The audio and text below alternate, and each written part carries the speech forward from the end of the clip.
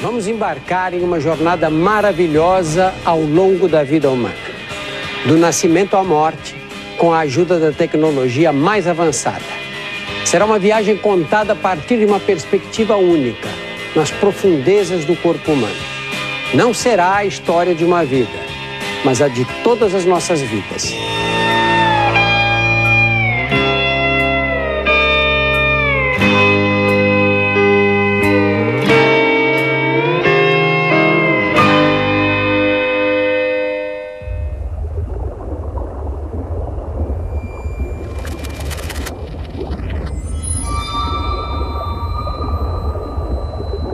Quarenta semanas depois que o espermatozoide fecundou o óvulo, uma nova vida foi criada. Uma simples célula deu origem a um bebê completamente formado. Agora, a tranquilidade do útero materno está para ser quebrada. Estamos à beira do parto. Todos nós vivemos essa experiência, mas é impossível lembrar o que sentimos no momento em que nascemos. O que os cientistas sabem é que nosso organismo sofre uma descarga de adrenalina mais intensa do que a de um ataque cardíaco. Essa adrenalina nos ajuda a sobreviver. É ela que força nossos pulmões a respirar pela primeira vez. Pulmões ainda cheios de líquido amniótico. Nesse instante, corremos o risco de morrer afogados. Os músculos que precisamos contrair para respirar, de repente entram em espasmo. Nossos pulmões despertam para a vida e inspiramos pela primeira vez. É a respiração mais importante de nossas vidas. A primeira das 700 milhões que daremos antes da última.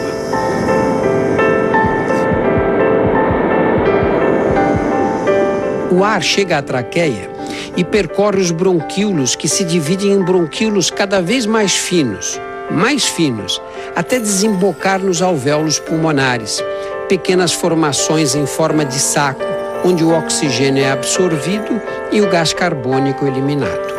Nos pulmões existem 30 milhões de alvéolos.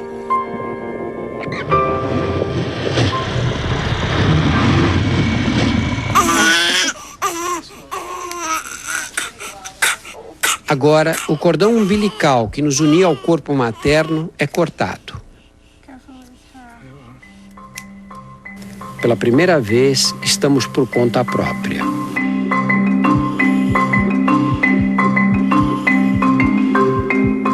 Os órgãos do recém-nascido precisam se adaptar ao mundo externo. É uma tarefa desafiadora e cheia de riscos.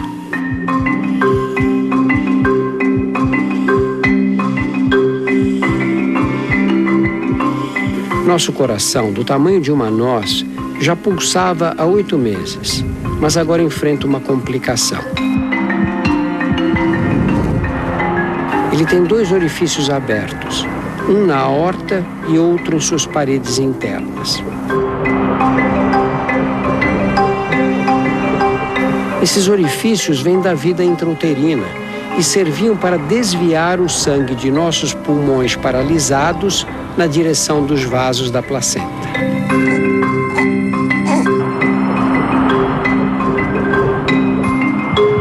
Mas agora que os pulmões funcionam, os 2 orifícios são fechados para sempre.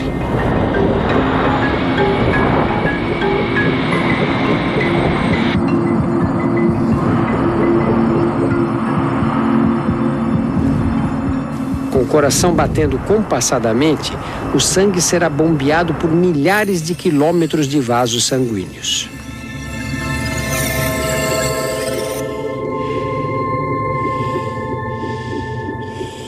O fígado realiza mais de 500 funções, da eliminação de toxinas à produção de calor. Os rins procuram manter o balanço entre o volume de água necessário para as células e a quantidade que deve ser eliminada na urina. O intestino está repleto de células mortas e de líquido amniótico digerido. É o mecônio.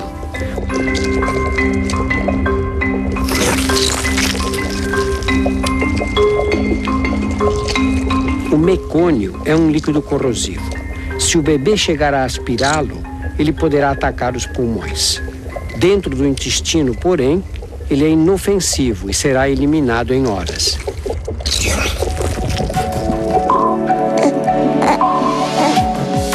Os primeiros goles de leite aceleram esse processo.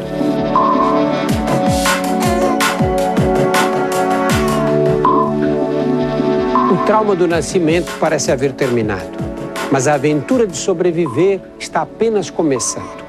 O corpo humano é uma máquina microscopicamente desenhada.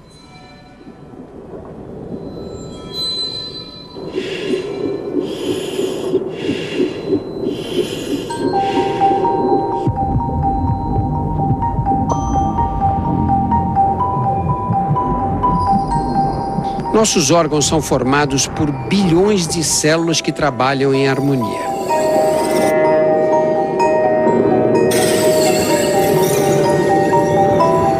Dentro de cada célula existe uma organização perfeita que diz a cada uma delas o que fazer e de que modo deve comportar-se.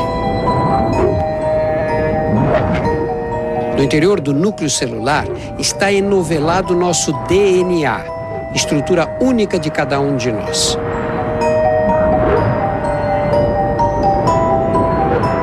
O DNA é a forma que molda o que somos. Nele estão contidas as instruções para criar cada pessoa. O DNA não determina apenas nossa aparência física, mas também estabelece os limites de duração de nossas vidas. Decide quando devemos crescer, desenvolver-nos, envelhecer e até a hora de nossa morte. Mas o DNA não é tudo. A vida sofre o impacto do ambiente e das pessoas com quem convivemos.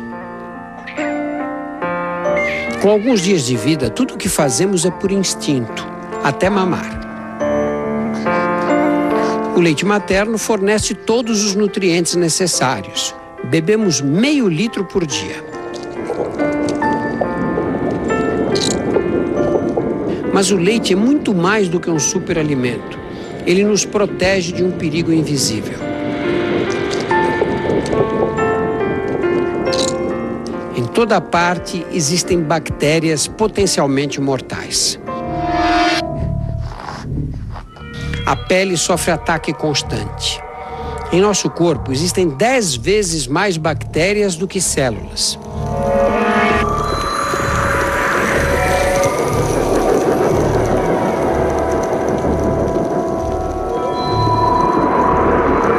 O sistema imunológico subdesenvolvido ainda não tem forças para vencer as infecções.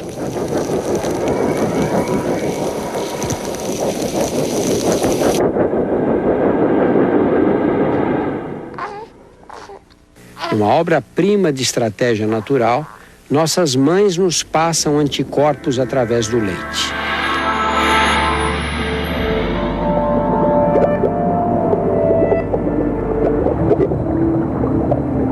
Até que nosso sistema imunológico amadureça, ela nos mantém saudáveis. A amamentação cria laços tão profundos entre a mãe e o filho que servirão para guiá-lo ao longo da infância e até da vida adulta.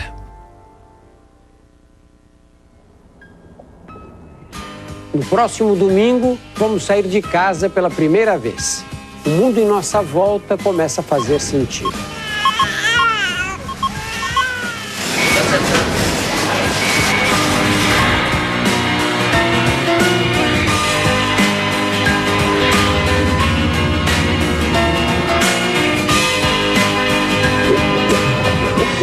Pela primeira vez, uma câmera permite filmar em alta definição a chegada no estômago. Não perca!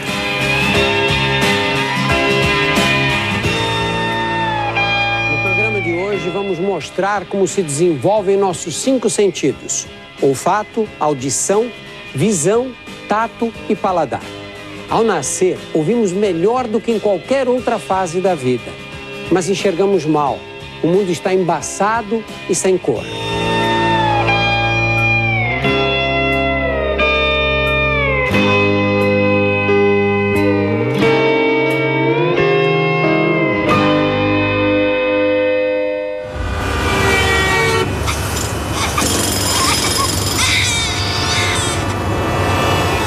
Nessa idade, uma simples ida ao supermercado é uma sobrecarga de estímulos. O ambiente é barulhento, cheio de luzes e de cheiros. No interior do nariz, os nervos olfativos recebem as correntes de ar que respiramos. Eles detectam as moléculas dos objetos que nos cercam e enviam um sinal elétrico para o cérebro. O cérebro interpreta esses sinais como cheiros e nos transmitem a sensação olfativa. O olfato é muito sensível. Aprendemos depressa a reconhecer odores e a identificar nossas mães com o nariz. O mundo em nossa volta é cheio de ruídos. Ondas sonoras fazem vibrar essa estrutura que você vê esbranquiçada. É a membrana do tímpano. As vibrações são transmitidas para dentro do ouvido, onde estão situados 3 ossos minúsculos: martelo, bigorna e estribo, os menores ossos do corpo humano. Cabem na ponta de um dedo e ficam do mesmo tamanho pelo resto da vida. Esses ossinhos amplificam as vibrações transmitidas pela membrana do tímpano. Amplificam 22 vezes o volume do som. As vibrações penetram uma estrutura em forma de caracol, situada no ouvido interno, a cóclea. O interior da cóclea é revestido por camadas de cílios muito delicados. Medem 200 vezes menos do que um fio de cabelo. Quando as ondas sonoras passam, eles vibram. Com o passar do tempo, sons mais intensos lesarão progressivamente os cílios. Mas nesta idade, eles funcionam perfeitamente. Nosso ouvido jamais será tão perfeito como agora. Sua visão é diferente. O mundo se apresenta embaçado e sem cores. Os olhos são tão imaturos que não conseguimos direcioná-los para o local desejado e o cristalino não é capaz de encontrar o foco.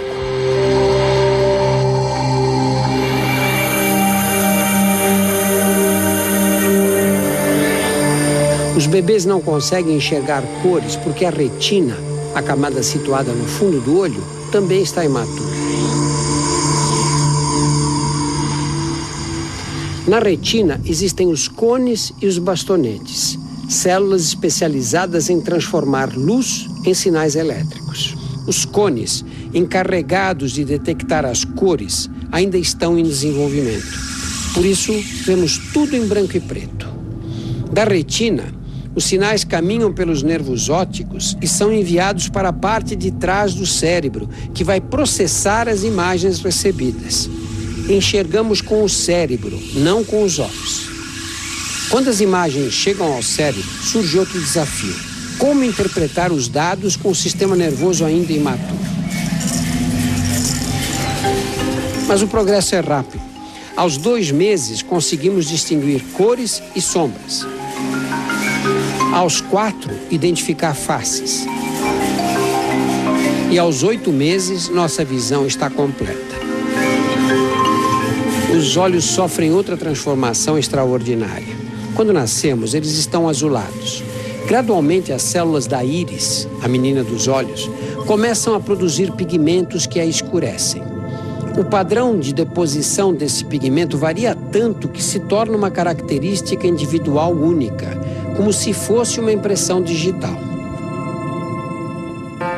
Nos primeiros 3 meses, crescemos 1/4 de nosso peso a cada mês. Felizmente, esse processo não dura muito. Se persistisse, aos 4 anos pesaríamos 134 toneladas, tanto quanto uma baleia azul. Aos 8 meses, todos os sentidos funcionam adequadamente. Começamos a explorar o mundo. E o sentido mais usado é o tato. Quando tocamos um objeto, receptores localizados sob a pele enviam sinais elétricos através dos nervos sensitivos, que caminham pelos braços e medula espinhal até o cérebro. Os impulsos trafegam em velocidade vertiginosa, 320 km por hora. Nós temos receptores sensoriais espalhados pela pele inteira, mas algumas áreas são mais sensíveis do que outras. As mãos, a face e a boca. Existem 9.000 receptores apenas na língua. É por isso que os bebês usam a boca para explorar o mundo.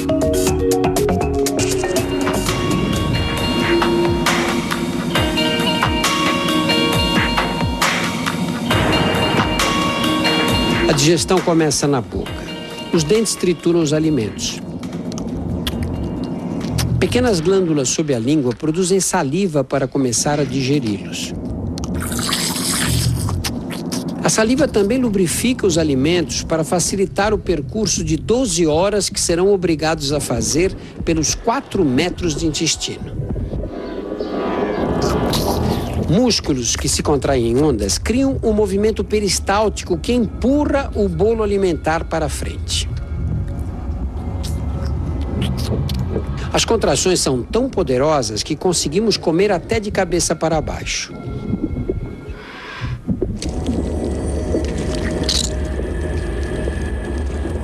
Pela primeira vez, uma câmera permite filmar em alta definição a chegada no estômago.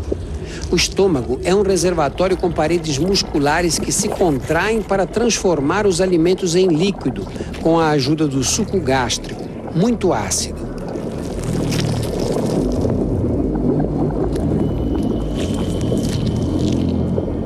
O ácido é tão corrosivo que as paredes internas do estômago precisam ser constantemente protegidas por uma camada de muco.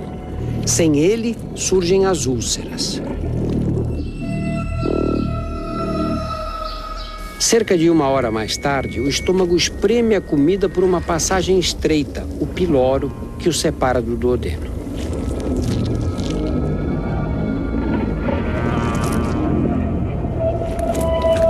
O duodeno é a primeira porção dos 3,5 metros de alças que constituem o intestino fino, onde serão absorvidos os principais nutrientes.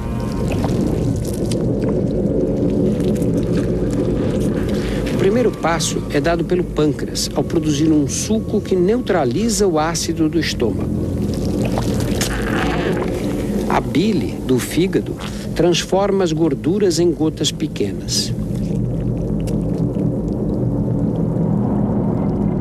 O interior das paredes intestinais possui milhões de projeções microscópicas chamadas vilus, que aumentam a superfície do intestino, facilitando a absorção. Depois de mais 1h30, o intestino já absorveu a maior parte dos nutrientes.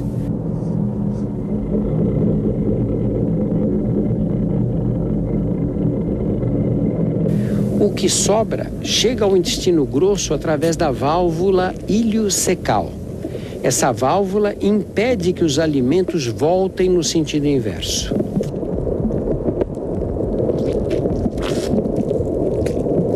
A principal função do intestino grosso é absorver água. O que sobra é uma mistura de restos alimentares, células mortas e bilhões de bactérias. As bactérias do intestino grosso não causam infecção. Elas são importantes porque produzem as enzimas que quebram os carboidratos complexos que o intestino não conseguiu digerir. Finalmente, depois de 12 horas, o corpo elimina o que sobrou da refeição.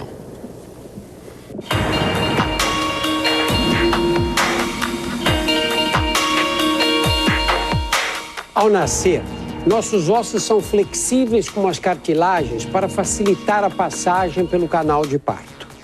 Depois do nascimento, células chamadas osteoblastos entram em ação para tornar os ossos mais resistentes.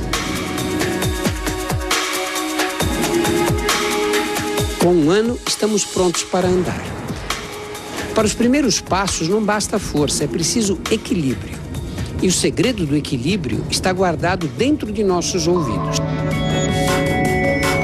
Na parte mais interna dos ouvidos, existe uma estrutura com 3 alças dispostas em 3 planos. Esses canais semicirculares são cheios de líquidos. Quando o líquido balança com o movimento, os cílios da parte interna dos canais enviam dados para o cérebro identificar a posição espacial em que o corpo se encontra. Podemos andar. Agora não há mais limites para o que conseguimos fazer.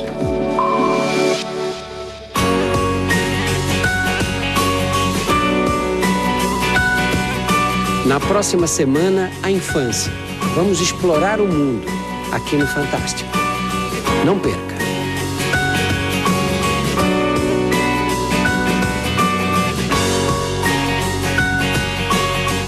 Nos primeiros programas desta série, mostramos a fragilidade dos bebês. Alguns mamíferos dão os primeiros passos assim que nascem. Nós levamos meses para enxergar direito e 1 ano ou mais para andar. Mas ao redor do primeiro aniversário, desenvolvemos a habilidade que nos distingue dos outros animais.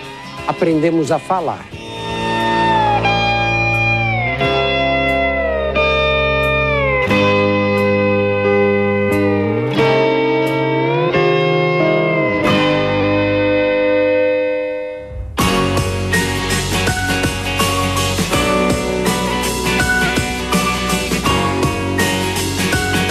A maioria de nós começa a falar com 1 ano de idade. Aos 2 anos, já aprendemos 10 palavras novas por dia.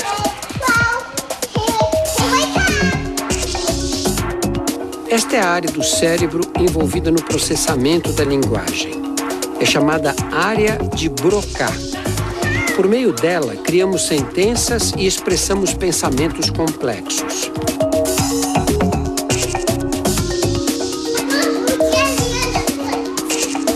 A linguagem é o que torna os humanos tão diferentes. Falando, podemos expressar nossas ideias. Podemos ensinar melhor os nossos filhos. À medida que nosso cérebro se desenvolve, ganhamos outras qualidades únicas de nossa espécie.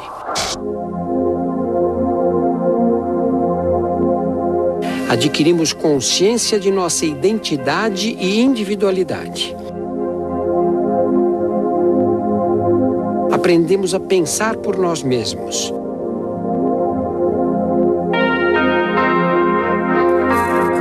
E formamos memórias que nos acompanharão por toda a vida.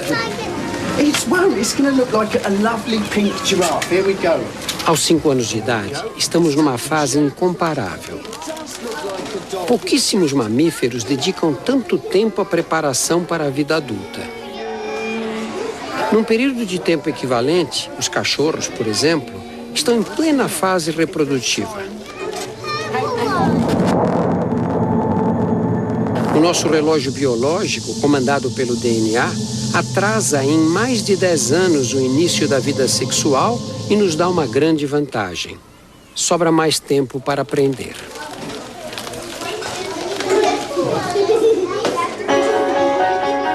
A infância humana é totalmente direcionada para o aprendizado.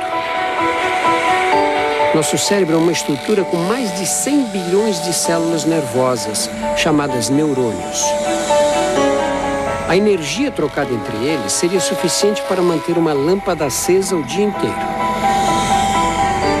Os neurônios se comunicam através de impulsos elétricos. Cada impulso é uma fração muito pequena de um pensamento e de uma memória. Quando ouvimos uma palavra nova, nossos ouvidos convertem o som em impulsos elétricos que serão enviados para o cérebro. Podemos aprender porque os neurônios estão constantemente se modificando, formando novas conexões. Eles não se ligam diretamente uns com os outros, como os fios de eletricidade dos postes. Deixam sempre um espaço livre, microscópico, no ponto em que se conectam. Esse espaço livre é a sinapse.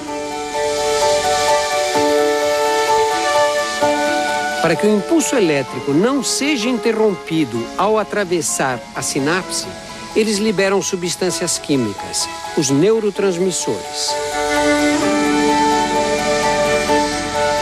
Aprender é criar novas conexões entre neurônios. Memorizar é reforçar essas conexões através da repetição. Quanto mais repetimos, mais inesquecível a memória se torna. Quando queremos lembrar de um acontecimento, somos obrigados a colocar em ação os mesmos neurônios que entraram em atividade quando se formou a memória desse fato.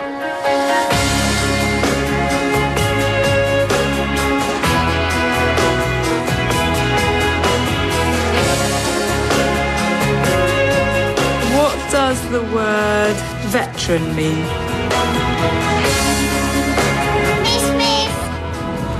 Aos 9 anos de idade, o cérebro cresce muito depressa e milhões de novas conexões são construídas o tempo todo.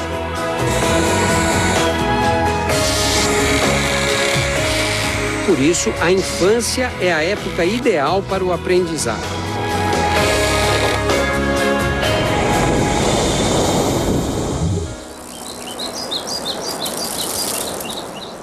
Não é só na sala de aula que as crianças aprendem. Aprender também é experimentar e se arriscar de vez em quando. Por isso as crianças vivem machucadas. Somos programados para viver experiências novas. Por sorte, nessa fase da vida, o organismo consegue reparar por conta própria os danos sofridos. Esfolar o joelho faz parte da infância. Assim que a pele é cortada, os mecanismos de defesa entram em ação.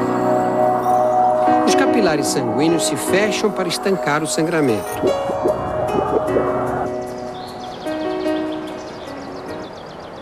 Ao mesmo tempo, as plaquetas, células existentes na circulação, migram para o local e formam uma placa viscosa que também ajuda na cicatrização. É o coágulo.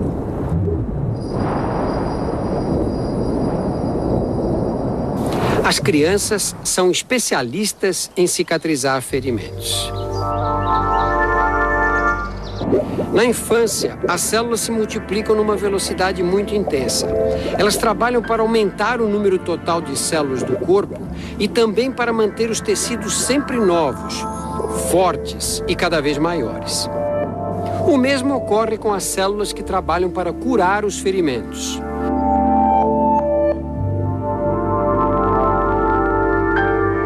São tão competentes que muitas cicatrizes desaparecem para sempre.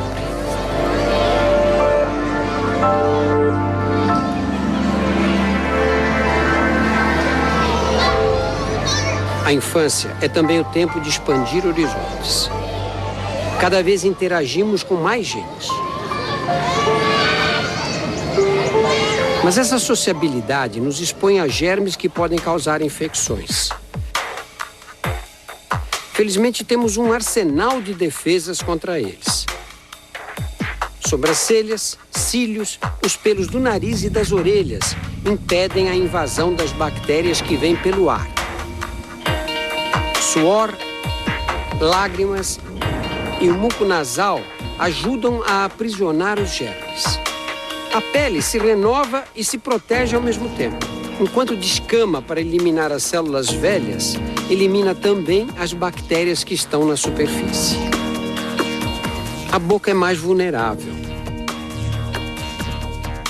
Descobertas recentes mostram que os germes alojados na boca não são tão inofensivos. Se eles estivessem em outros órgãos, como o coração, poderiam ser fatais. Por sorte, a nossa boca tem uma arma secreta, a saliva. Além de ajudar na digestão dos alimentos, ela possui enzimas capazes de destruir bactérias. Produzimos até 1,5 litros de saliva a cada dia.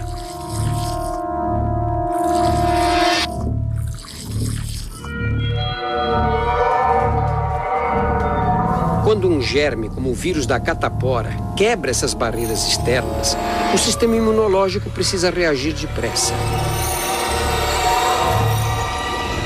Milhões de vírus microscópicos viajam pela corrente sanguínea. Eles sequestram células de nosso corpo e as obrigam a produzir milhares de cópias idênticas a eles. Quando as células sequestradas se rompem, liberam novos vírus que se espalham pelo organismo.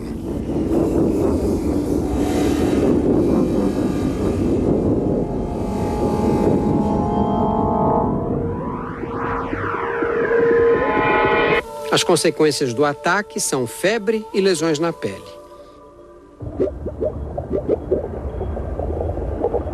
A febre é um sinal de que as defesas contra-atacam. Os vírus param de se reproduzir quando a temperatura do corpo aumenta.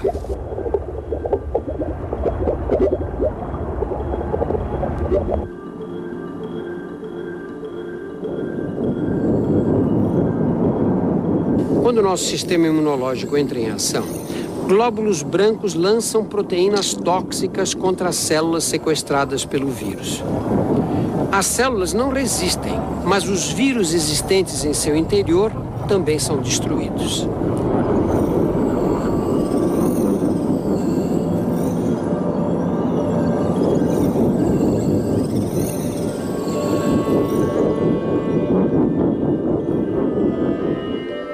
As lesões da pele contêm os destroços dessa guerra, vírus mortos e restos das células que morreram. Pode ser desagradável, mas contrair algumas doenças infecciosas nessa fase da vida é vital para o desenvolvimento do sistema imunológico. O organismo cria anticorpos que serão de grande valia no futuro. Antes, sobrevivíamos às custas dos anticorpos que recebíamos passivamente através do leite de nossas mães. Agora somos capazes de fabricá-los por conta própria. Se entrarmos em contato com o mesmo germe pela segunda vez, os anticorpos atacarão imediatamente. Os glóbulos brancos destruirão os inimigos antes que eles proliferem. Por isso, a infância é a época ideal para a vacinação. Nas vacinas, usamos germes atenuados ou fragmentos deles. Os anticorpos criam uma imunidade semelhante àquela que seria adquirida se tivéssemos a doença. Ficamos protegidos. Aos 11 anos, a infância está perto do fim. Estamos prestes a sofrer uma das maiores mudanças de nossas vidas. No próximo domingo, entraremos na adolescência, aqui no Fantástico. Não perca. Ao redor dos 11 anos, a infância se aproxima do fim. O corpo se prepara para transformações radicais. Mudará mais rapidamente do que em qualquer outra fase. Vai ficando para trás a ingenuidade infantil. Estamos à beira da vida adulta.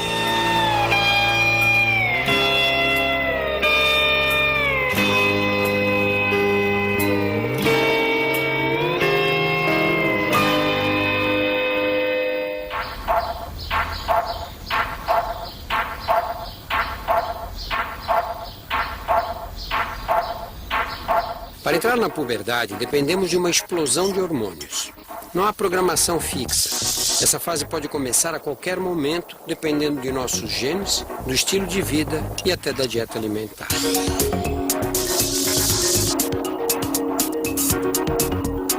Mas uma coisa é certa, para todos nós, meninos e meninas, a puberdade começa no cérebro. A ordem final vem especificamente de uma estrutura situada na base do cérebro, o hipotálamo. O controle da temperatura do nosso corpo também vem dessa região. Tudo começa quando o hipotálamo libera uma proteína, a quispeptina, que inunda o tecido cerebral. A quispeptina dispara a produção de uma cascata de hormônios em outras partes do corpo.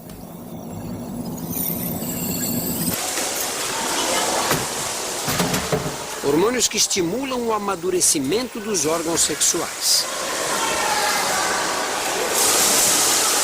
Nas meninas, amadurecimento significa ovulação.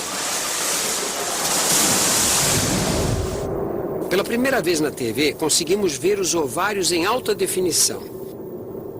É essa parte branca que aparece.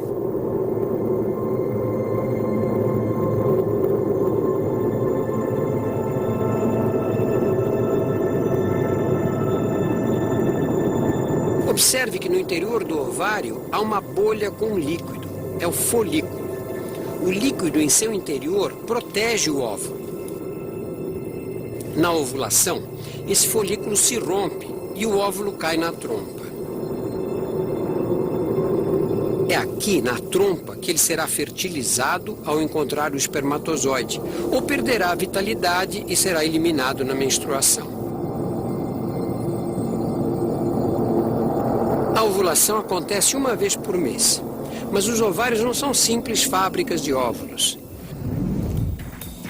Eles também produzem hormônios sexuais que são lançados na circulação sanguínea, estrógeno e progesterona. Esses hormônios exercem efeitos dramáticos no desenvolvimento do físico e das emoções.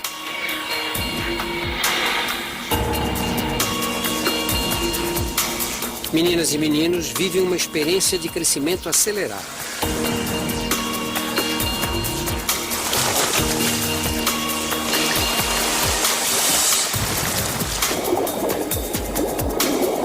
Cada dia o espelho mostra um rosto novo.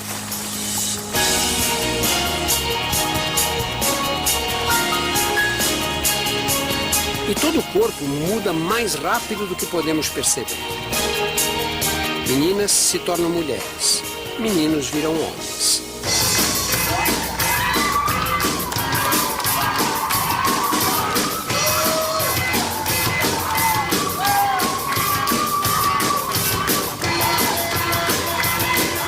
Na puberdade masculina, o cérebro também libera quispeptina.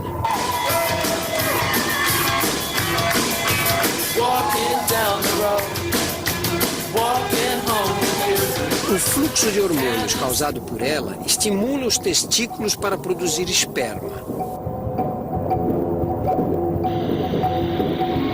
E testosterona, muita, 10 vezes mais do que antes.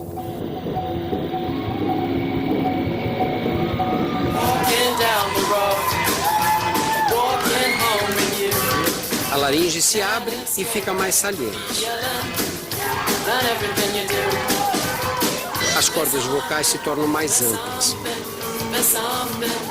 A voz engrossa.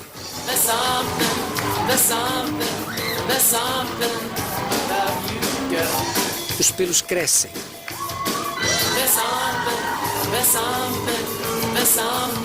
A massa muscular duplica.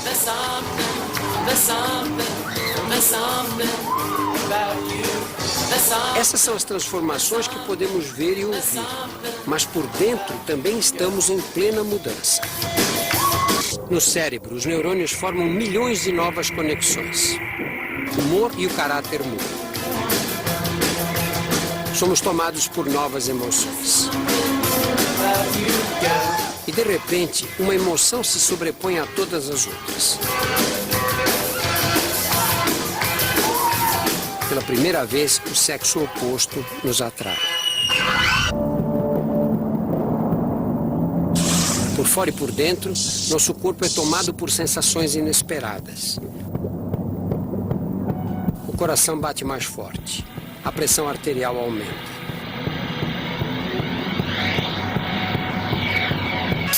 Os lábios se agitam.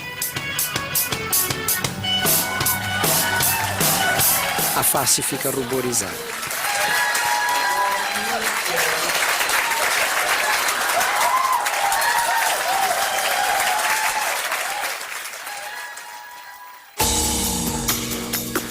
Acontece o primeiro beijo. É um marco em nossas vidas.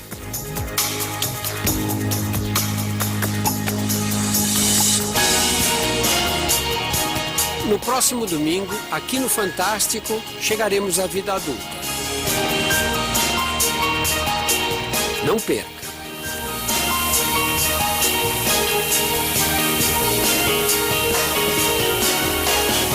Nos anteriores, mostramos a viagem do corpo humano do nascimento às grandes transformações da puberdade.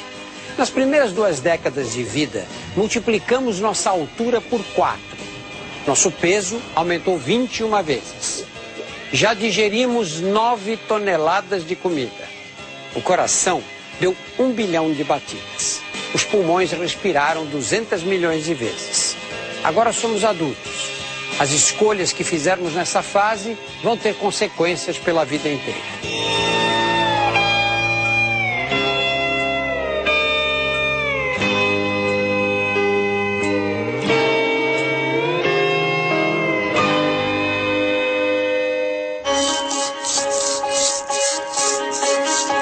Aos 20 anos, já atingimos a estatura máxima, mas jamais deixaremos de nos modificar.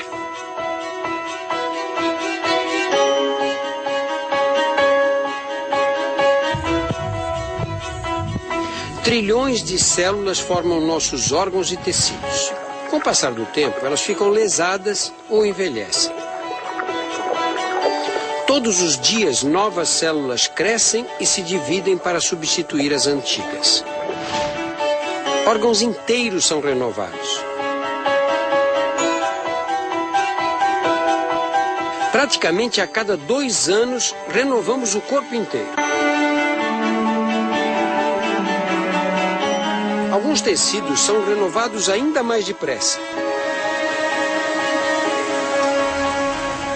É por isso que precisamos vir aqui. Os cabelos são feitos de células da pele modificadas. Cada fio é formado num folículo que fica dentro da pele. Aqui nascem essas células alteradas que logo morrem quando novas células as impulsionam para cima e nosso cabelo cresce. E cresce muito. A cada ano fabricamos incríveis 11 quilômetros de pelos e cabelos por todo o corpo. Não depende da nossa vontade.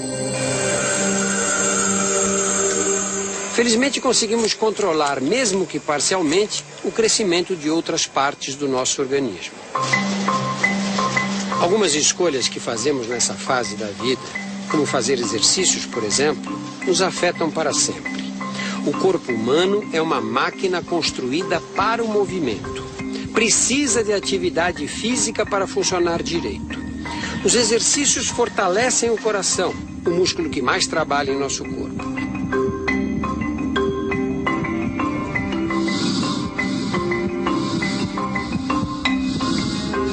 As contrações bombeiam mais sangue. O coração pode bater mais devagar.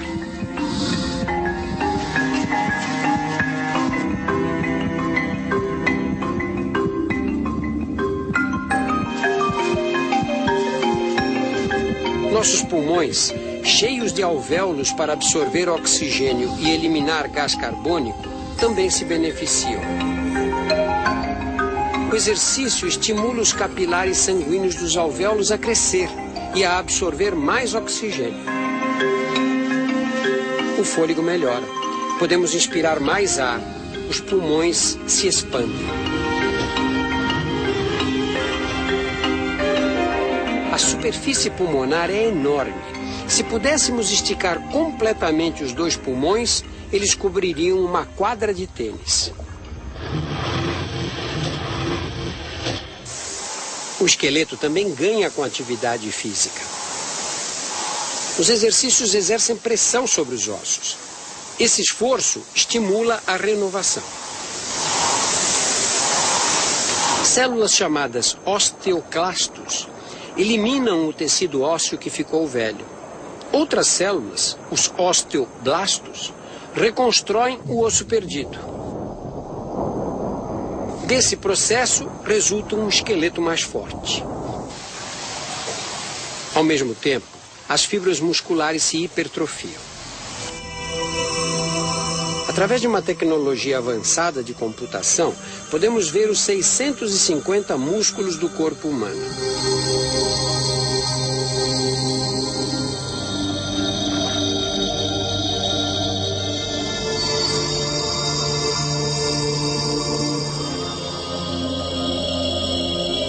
Eles representam 1/3 do peso total de um adulto.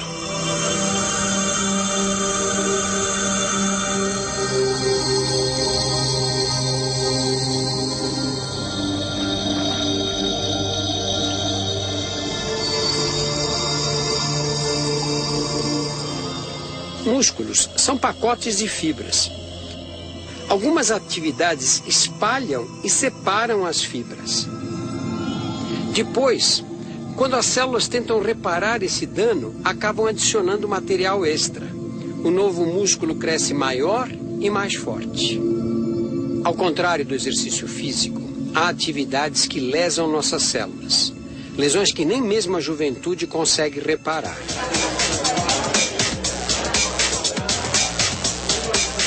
Festas fazem parte da vida aos 20 anos.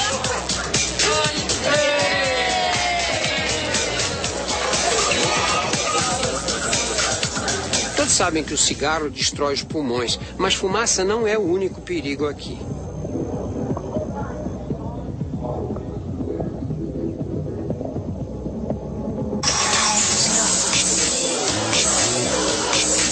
Desde que nascemos, a audição é prejudicada pelos ruídos mais intensos.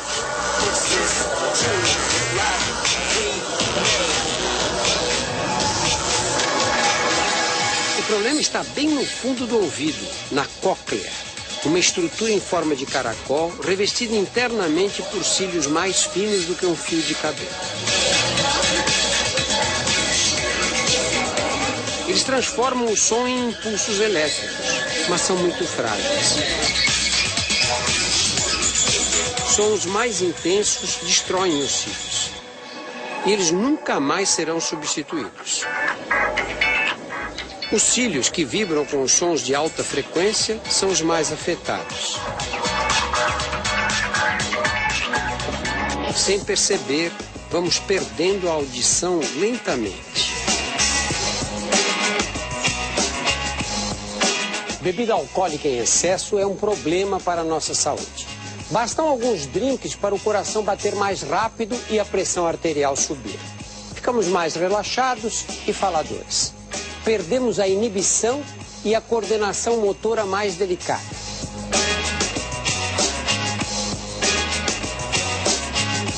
Beber com os amigos faz parte da rotina da maioria dos jovens aos 20 anos. Isso é importante para a nossa formação social, mas ficamos vulneráveis a um veneno para o nosso corpo.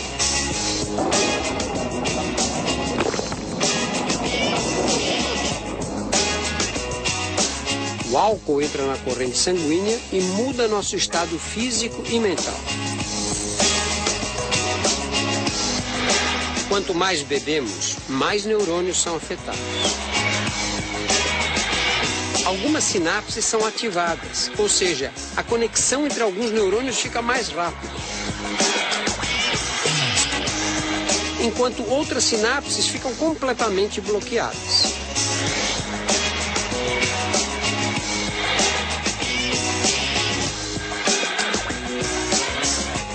O álcool também engana os neurônios.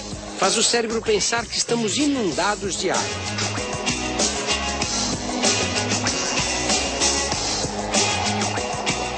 Equivocado, ele envia uma ordem para os rins produzirem mais urina. Perdemos um líquido precioso. Sem perceber, ficamos desidratados. A manhã seguinte nos reserva uma surpresa.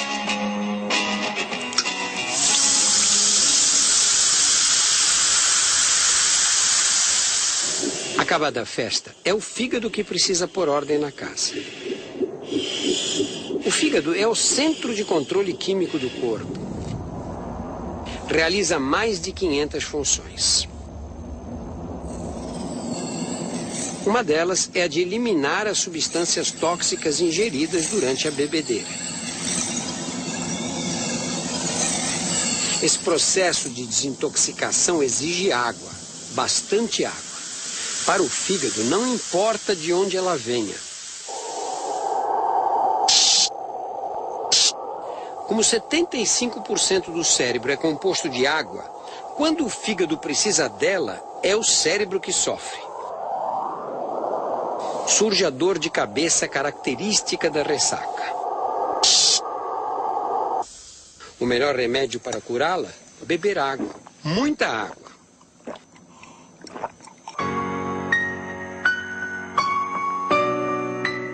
No próximo domingo, enfrentaremos novos desafios. É hora de encontrar o amor e de ter filhos. Aqui no Fantástico.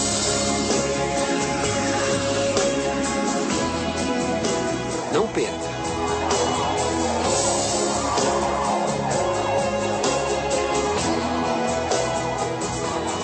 É hora de ter filhos. Podemos pensar que a atração sexual seja um fenômeno físico ou social. Mas boa parte dela depende da biologia. Usamos os olhos para escolher nossos parceiros, mas o olhar não é tudo. A atração depende do olfato.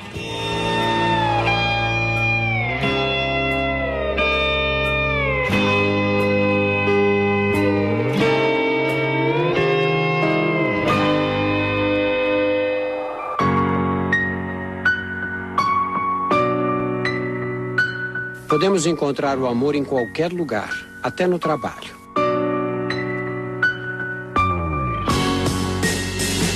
De repente, alguém nos parece muito mais interessante do que os outros.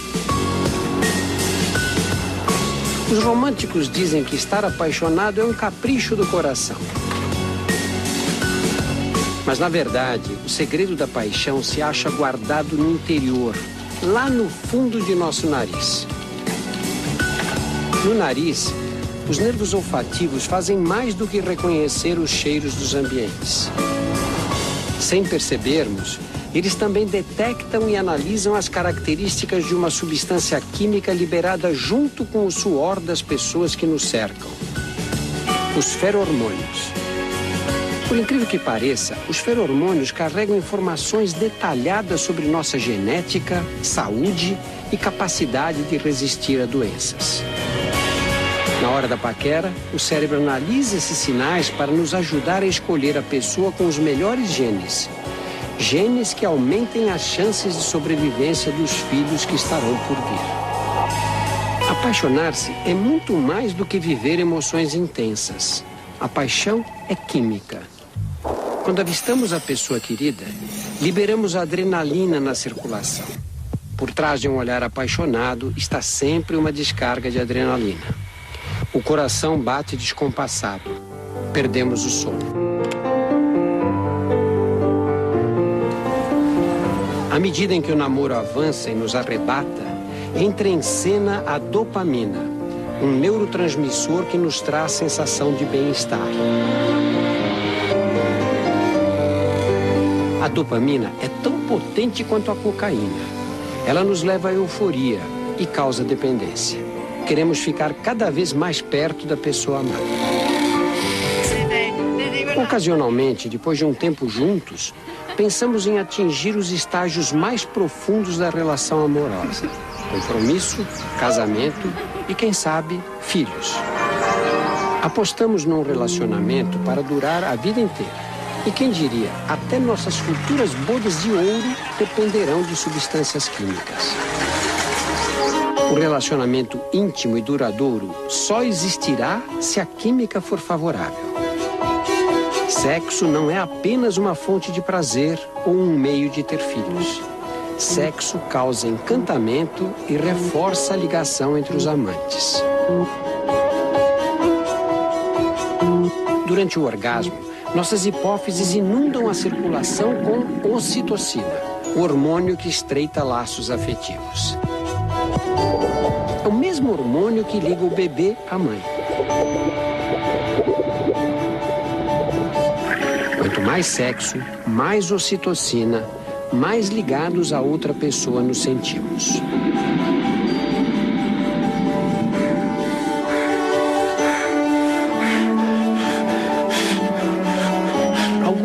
antropólogos acreditam que a ocitocina é a grande responsável por manter pais e mães unidos enquanto criam os filhos. União importante para garantir a sobrevivência das crianças. Sem ela, talvez a espécie humana não teria chegado aos dias atuais. Em nossa viagem fantástica chega um dos momentos mais incríveis em nossas vidas. A hora de ter filhos.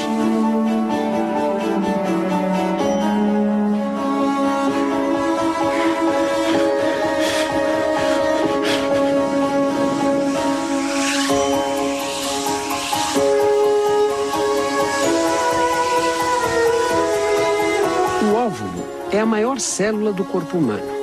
Todo mês a jornada se repete. Ele amadurece e é expulso do ovário. Normalmente, o óvulo morre e é eliminado do corpo durante a menstruação.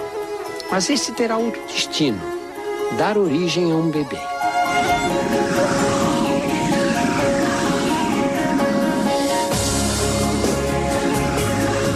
O espermatozoide é a menor célula do corpo.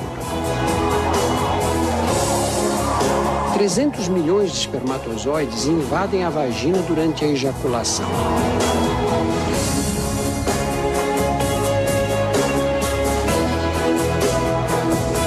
Não é fácil a tarefa dos invasores. Eles precisam sobreviver às condições hostis da vagina, porque as secreções vaginais são ácidas para prevenir infecções por bactérias. Essa acidez é capaz de destruir milhões de espermatozoides. Muitos morrem antes mesmo de chegar ao colo do útero. Os que conseguem sobreviver nadam útero adentro para chegar ao óvulo que vem descendo pela trompa. Contrações musculares muito delicadas no interior das trompas ajudam os espermatozoides a percorrer o caminho. Dos 300 milhões, somente algumas centenas chegarão perto do alvo final. E apenas um fertilizará o óvulo.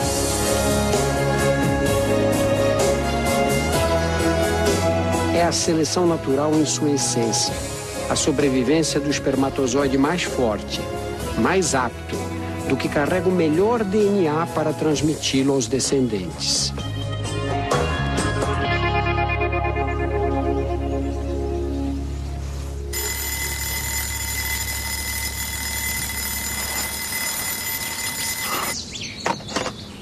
Por fora, o corpo feminino não dá nenhum sinal do que acaba de acontecer. Sem sabermos, um novo capítulo de nossas vidas está sendo escrito.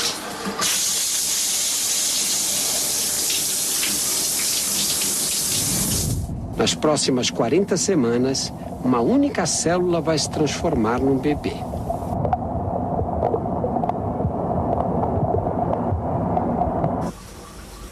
Para muitas mulheres, o primeiro sinal de gravidez acontece no banheiro.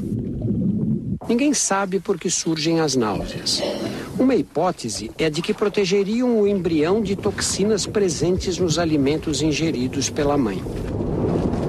Essas toxinas podem ser inimigas numa fase crítica do desenvolvimento embrionário. Outros dizem que o enjoo seria um efeito colateral do sistema imunológico da mãe, que tenta combater o corpo estranho que cresce em seu útero.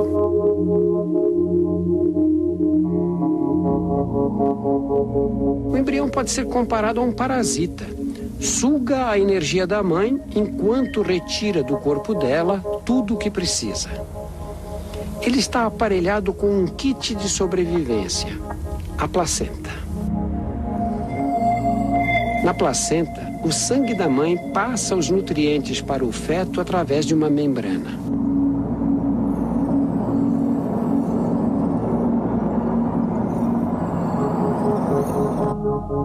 Graças a essa nutrição constante, o bebê cresce mais de 850 gramas em 10 semanas. E o útero aumenta mais de 1000 vezes o tamanho original para dar conta do desafio de abrigar o feto.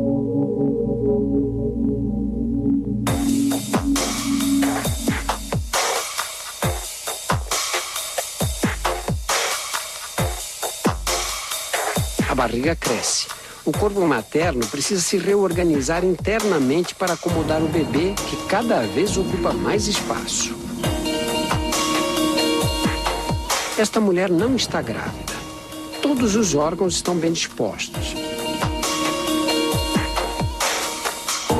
Agora, olha a diferença de uma que está grávida.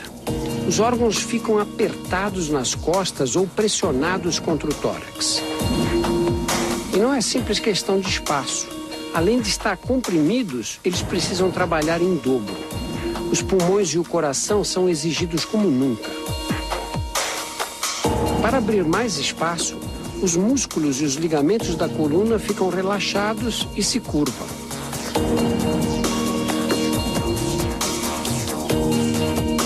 O estômago é praticamente esmagado e sofre uma rotação de 45 graus. Por isso, a mãe só consegue ingerir pequenas quantidades de alimentos sólidos e de líquidos, embora o bebê exija cada vez mais nutrientes.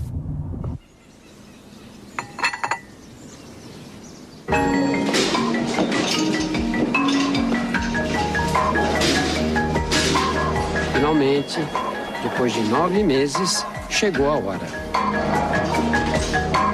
Expulsar do corpo da mãe um bebê de quase 3 quilos é uma tarefa complicada. Os ligamentos se tornam mais elásticos para permitir que a bacia se abra para formar o canal de parto. Mesmo assim, a passagem fica bem apertada. Vamos acompanhar o caminho estreito que o bebê deve percorrer na hora do nascimento. Ele ainda tem que girar o corpo para conseguir passar pelos ossos da bacia da mãe.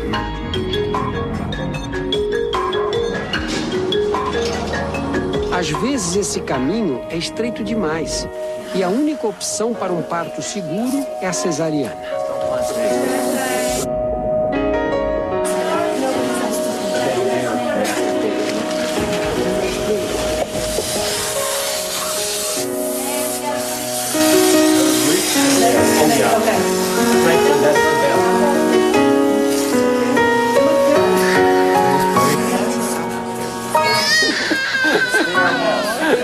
Há 30 anos, éramos bebês. Hoje, somos pais e mães. Criar filhos exige grande esforço físico e emocional. A partir de agora, nossa vida vai mudar para sempre. A juventude ficou para trás.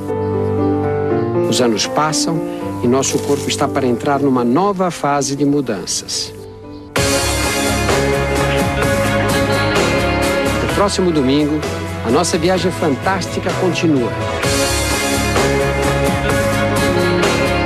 Enquanto os filhos crescem, nós também nos transformamos. Domingo que vem. Até lá.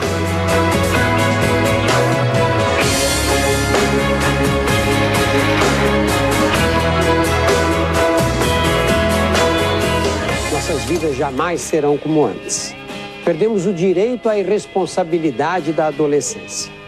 À medida que nossos filhos crescem, surgem as alterações que nos levarão aos 40 anos de idade. Fazem que já vivemos a metade de nossas vidas.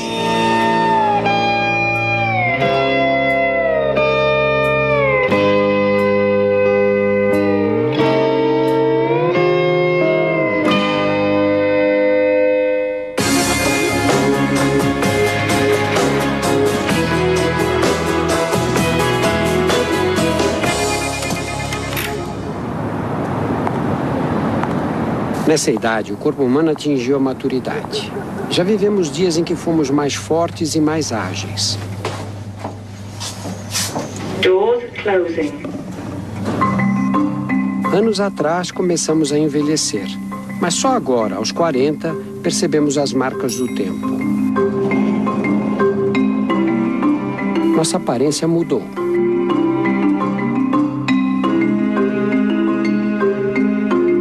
O efeito cumulativo do sol é responsável pelos primeiros sinais. Aparecem as rugas.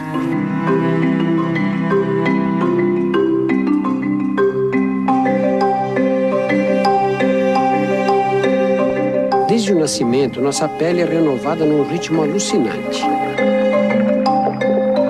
Para repor as células das camadas superficiais que morrem constantemente, a pele fabrica 40.000 novas células a cada minuto.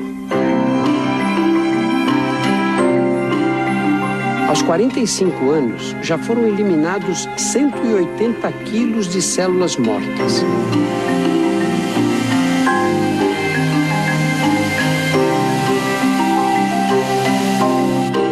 A renovação é tão rápida que as células mais velhas de nossa pele não têm mais do que 1 mês de idade.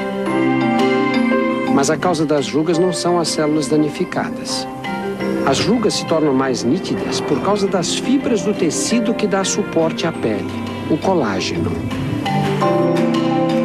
A radiação ultravioleta do Sol dispara uma reação em cadeia que degrada o colágeno. As fibras se tornam mais finas e quebradiças.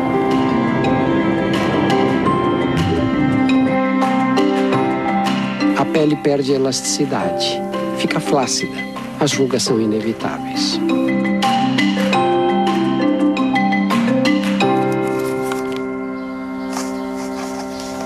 A visão também se modifica. Podíamos ler sem óculos. O cristalino, a lente de nossos olhos, é formado por células que não se renovam, assim como as células do coração e algumas do cérebro.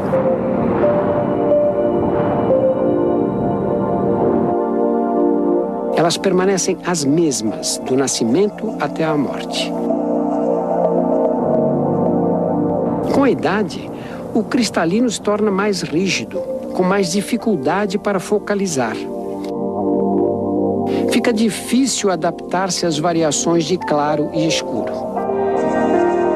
E para piorar, os olhos ficam mais secos. As lágrimas que serviam para lavá-los estão mais escassas. As mudanças atingem todo o nosso organismo. Aos 20 anos, era fácil manter o corpo em forma. Podíamos comer à vontade, sem ganhar peso. Agora, o metabolismo é outro. Engordar é muito mais fácil. À meia-idade, os níveis de estrógeno, testosterona e de hormônio de crescimento estão mais baixos.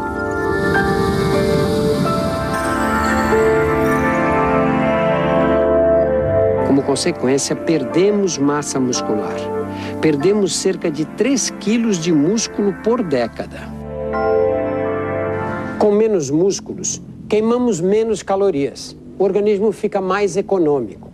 Precisa de menos combustível para funcionar. Se continuarmos a comer como antes, o excedente é armazenado sob a forma de gordura. As mulheres acumulam gordura nas cadeiras. Isso tem uma explicação. Durante a gravidez, a gordura acumulada nessa região funciona como uma reserva de energia.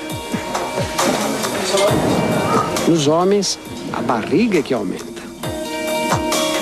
Para nossos ancestrais, o peso extra na cintura era uma reserva útil, que ajudava durante as longas caçadas. A capacidade de metabolizar gorduras diminui com a idade. O mecanismo é controlado por pequenas estruturas que existem dentro das células, as mitocôndrias. As mitocôndrias funcionam como centrais energéticas das células. Elas produzem energia, fazendo o oxigênio que respiramos reagir com os nutrientes ingeridos na alimentação. Com o passar dos anos, as mitocôndrias envelhecem e seu número em cada célula diminui, comprometendo, entre outras funções, a capacidade de metabolizar gordura. Às vezes, a combinação entre muita comida e metabolismo lento pode ser fatal.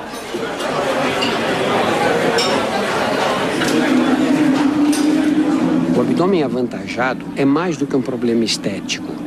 A gordura que se vê por fora reflete o acúmulo nos espaços entre os órgãos internos E a gordura pode invadir cada espaço livre dentro do corpo. Pela primeira vez, uma câmera consegue mostrar em alta definição a extensão dos depósitos de gordura no interior da cavidade abdominal. Tudo que você vê em amarelo é gordura. Aqui o intestino está quase todo encoberto. A gordura não se deposita apenas nas cavidades internas. Ela o faz também, e mais perigosamente, no interior das artérias. Esses depósitos diminuem o diâmetro dos vasos sanguíneos e dificultam a passagem do sangue. O coração precisa bombear com mais pressão para vencer a resistência.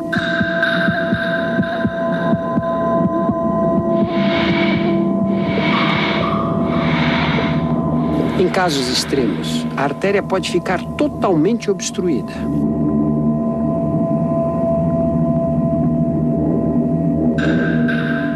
Quando isso acontece com as coronárias que irrigam o coração, o músculo cardíaco privado de oxigênio entra em espasmo.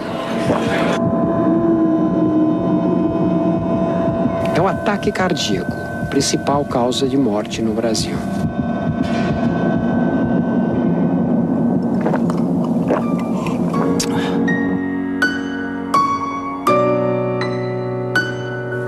Quando atingimos os 50 anos, nosso metabolismo está mais lento, mas o estilo de vida não. Vivemos atolados de obrigações familiares, compromissos sociais e trabalho. Essa pressão cria condições para a instalação do estresse.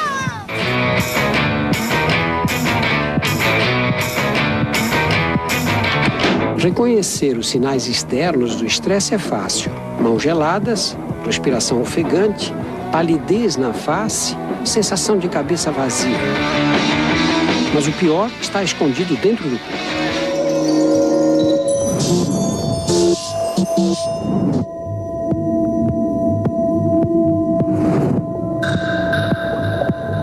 As glândulas suprarrenais jogam adrenalina e cortisol na corrente sanguínea.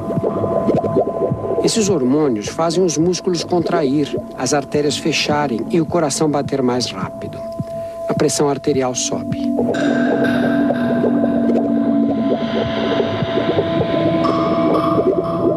Somos tomados pelo reflexo de fugir ou lutar. O mesmo que nossos antepassados desenvolveram para enfrentar as feras. Mas a diferença deles, nossos predadores estão sempre por perto. A conta a pagar. O trânsito parado, o filho que anda em más companhias. Não há escapatória. O corpo tem que aguentar as consequências. O estresse danifica e apressa o envelhecimento dos vasos sanguíneos.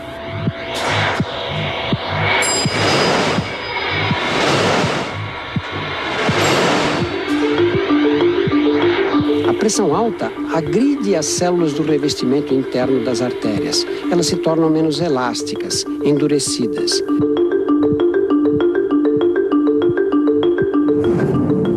Principalmente a maior de todas elas, a aorta.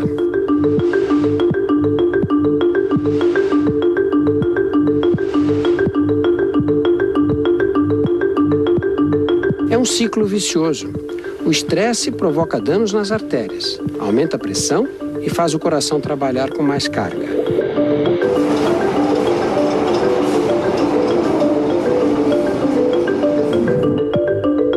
Quanto mais endurecidas ficam as artérias, mais difícil lidar com os efeitos do estresse.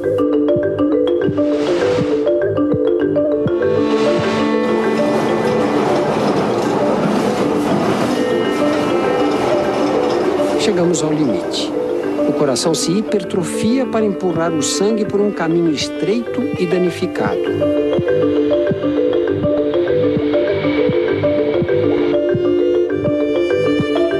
A pressão alta pode romper artérias mais frágeis. Quando a ruptura ocorre em uma artéria do cérebro, acontece um acidente vascular, popularmente conhecido como derrame cerebral. Para as mulheres, essa fase da vida reserva um outro desafio, a menopausa. Os ovários ficam sem óvulos e as menstruações desaparecem. A produção de hormônios sexuais, estrógeno e progesterona, cai. O corpo feminino vive o fim da idade reprodutiva. A falta de hormônios altera as regiões do cérebro envolvidas no humor, na disposição e no controle do sono. O hipotálamo, área que coordena o controle da temperatura do corpo, também é afetado. O rosto fica afogueado, surgem ondas de calor acompanhadas de suor e arrepios de frio. Os ossos e os músculos se ressentem da falta de hormônios e enfraquecem.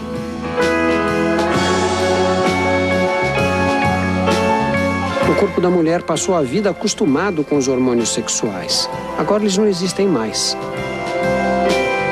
O processo de envelhecimento se acelera.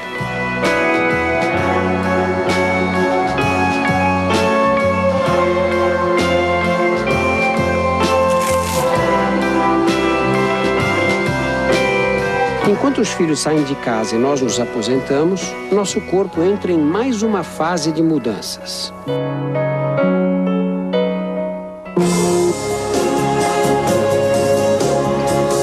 Domingo que vem, desvendaremos os mistérios do envelhecimento, aqui no Fantástico. Até lá. E tiveram filhos. O nascimento de um neto é evidência de que não somos mais necessários para a perpetuação de nossos genes. Desse momento em diante, a vida seguirá em frente, estejamos ou não por perto.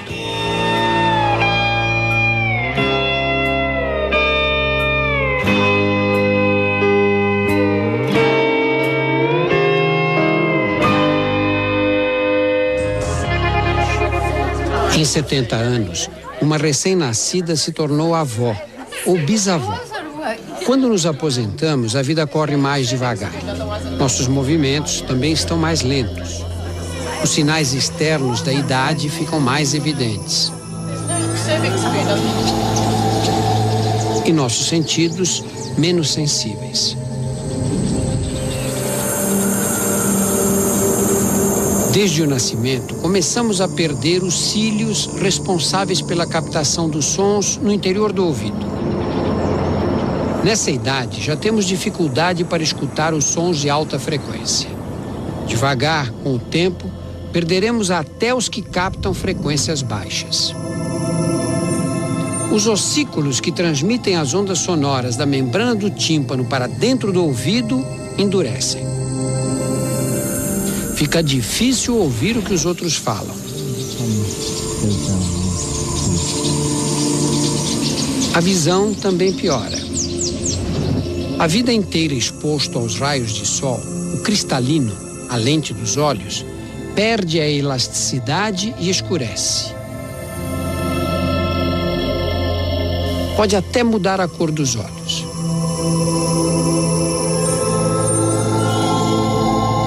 O cérebro precisa fazer acrobacias para compensar essas alterações.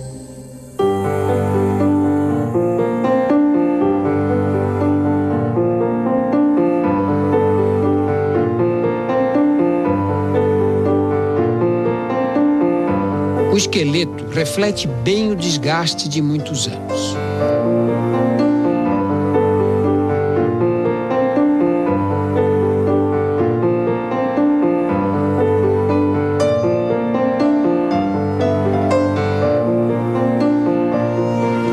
Os ossos continuam fabricando células novas para substituir as velhas, mas os osteoblastos já não dão conta de repor as células perdidas.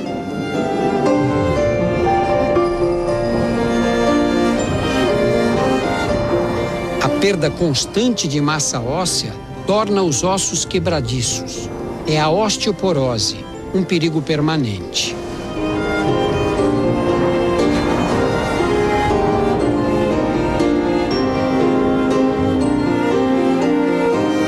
Sofrer uma fratura é muito mais fácil.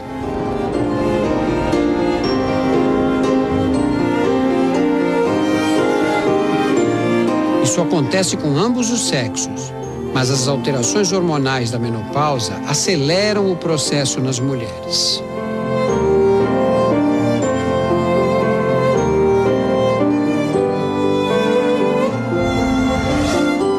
Por que a aparência de nosso corpo muda tanto entre os 40 e os 70 anos? É bem mais do que uma questão de uso e desgaste. O envelhecimento é um processo que afeta uma por uma de nossas células.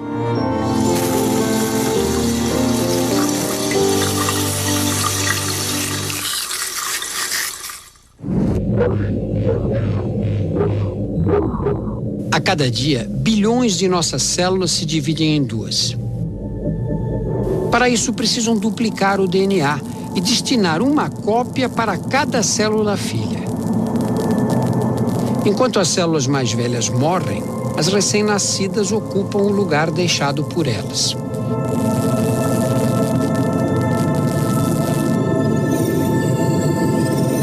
O problema é que o mecanismo de divisão celular é sujeito a pequenos erros.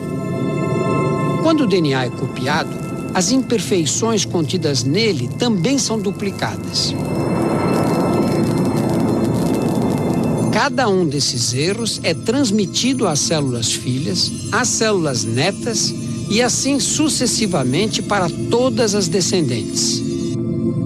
É como nas fotografias: cópias de cópias perdem a nitidez.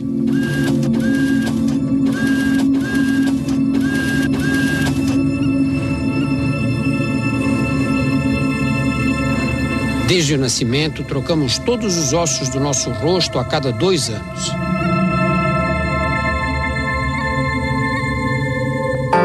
Aos 70 anos, nossa face é a 35ª cópia da que tínhamos ao nascer. A cada cópia, as imperfeições se tornam mais aparentes. É por isso que parecemos tão diferentes quando estamos mais velhos.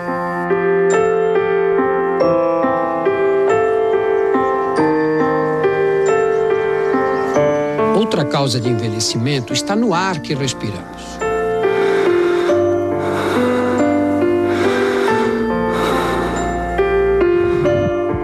Sem oxigênio não podemos sobreviver, mas ele nos corrói lentamente.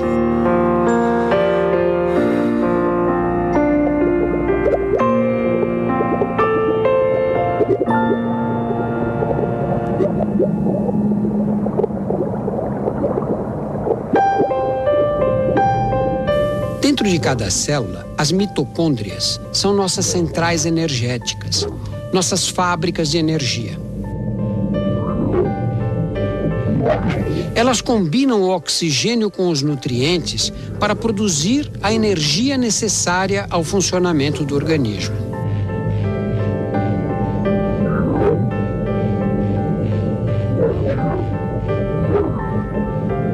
Nesse processo são liberados poluentes, chamados de radicais livres, que agridem as próprias paredes das mitocôndrias e comprometem a produção de energia.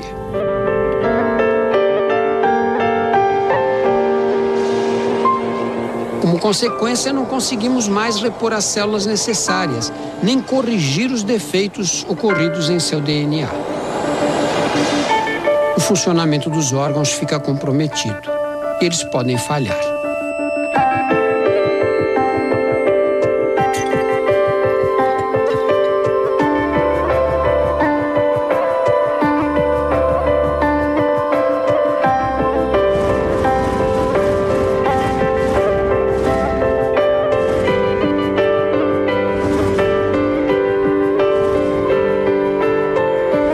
A morte, como a vida, é um processo construído no interior de nossas células.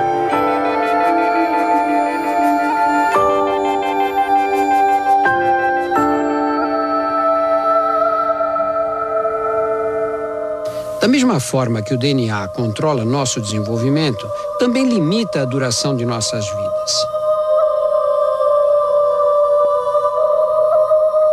Em cada cópia de si mesma, a célula perde um pequeno fragmento de DNA.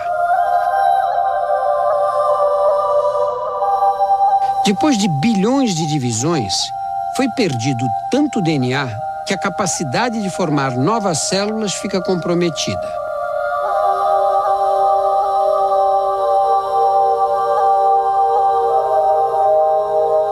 A morte não é um acontecimento instantâneo. É um processo através do qual os órgãos, pouco a pouco, entram em falência. Ao dar as últimas batidas, o coração espalha pelo corpo hormônios que aliviam a dor, as endorfinas.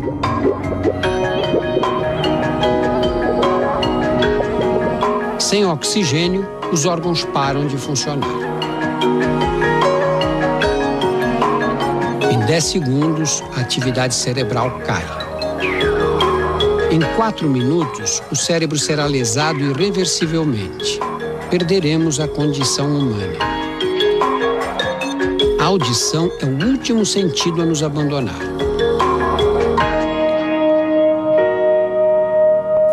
Mas algumas células permanecem vivas até mesmo depois da morte. As da pele ainda se dividem por 24 horas. E são necessárias 37 horas para que o último neurônio encerre sua atividade.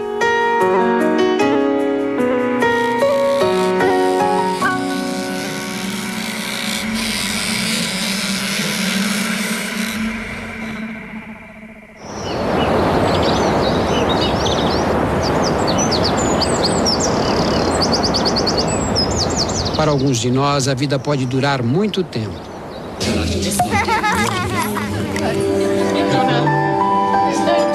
Quem nasce hoje tem expectativa de viver 80 anos ou mais.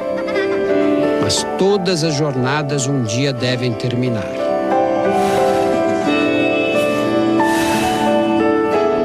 Depois de nossa morte, nossos filhos e netos carregarão nossos genes no interior de suas células e vão transmiti-los para seus descendentes. Nossa vida continuará dentro deles. As memórias que deixamos também.